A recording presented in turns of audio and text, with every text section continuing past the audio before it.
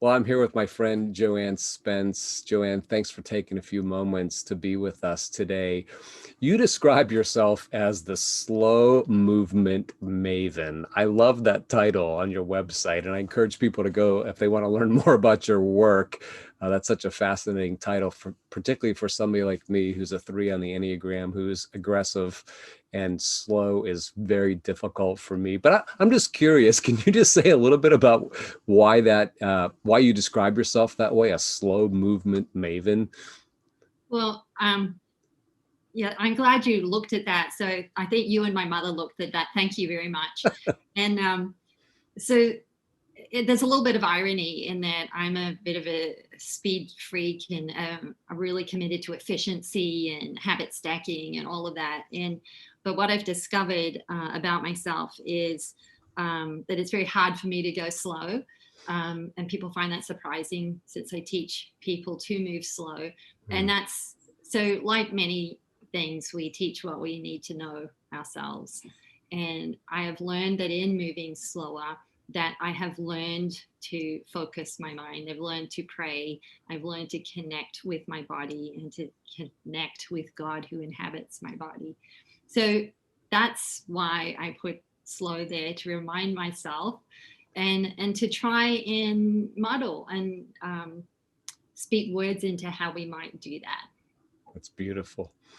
Now, a big part of your work, your vocation, is to provide spiritual direction for individuals.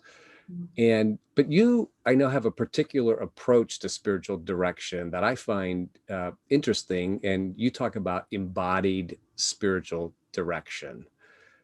Tell us a little bit about what you mean when you use that phrase embodied spiritual direction or embodied spirituality.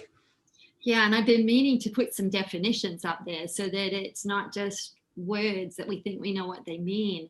But what I mean by that is when we embody something, we become it, we mimic something, and I think about God coming to us in a body, and so with embodied spirituality, can we go to God like he came to us?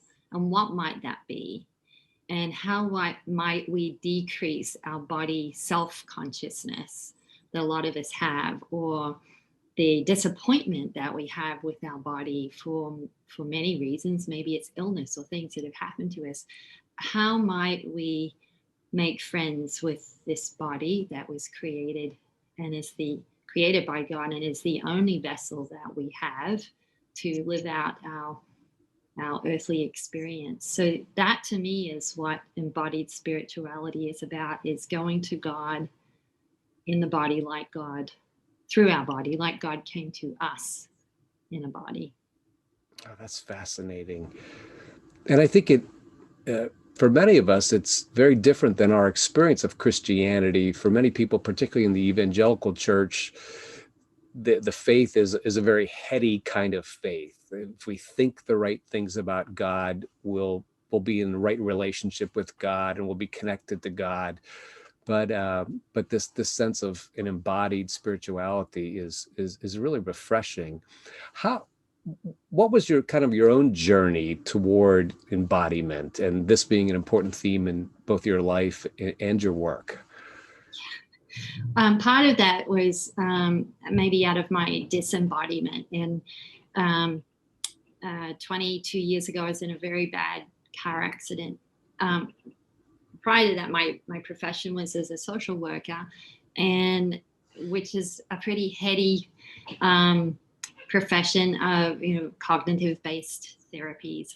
But when I was injured in this car accident, it really set me on a path of realizing um, my identity without my health and my ability to sit at a computer or my ability to be able to talk to people. All of those things were really diminished because of my broken body.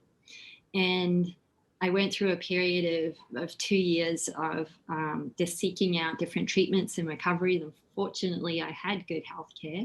But in that process, I was in chronic pain. My mental health declined. And I got to a point of realizing that um, distraction, numbing, and disembodiment were my main states, and not being present in the moment, because the present moment was too painful. And when you get to that point of realizing that, it's like, what are my choices? And my choices that were being presented were to take more medication or to have some risky types of surgery. And I didn't think that that was an acceptable long-term plan for when I was in my 30s at the time. And that's when I started looking around at body-based therapies and discovered the practice of yoga. And as you know, I am a yoga teacher. And I've been doing that for 20 some years now, since I discovered that practice. And I started looking at massage therapy more closely, and acupressure, and different ways that the body heals beyond just words. And I found healing, I found wellness, I found an ability to be able to manage the difficult things that how my body had been traumatized.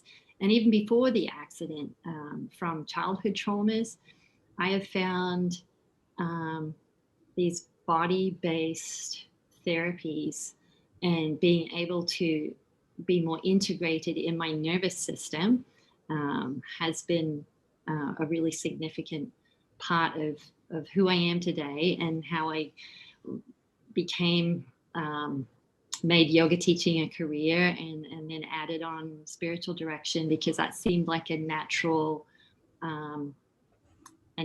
fit Mm. with some of those other things that I've done. So there was a little bit of an evolution of that journey. And they were all things to, selfishly, they were things to support my own health and well-being, mentally, physically, spiritually.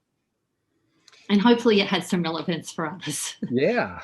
Now, as you were talking, as you were describing kind of your journey, Jesus's words, blessed are the poor in spirit, came to mind. I think it's Eugene Peterson who translates that something like, you're blessed when you're at the end of your rope.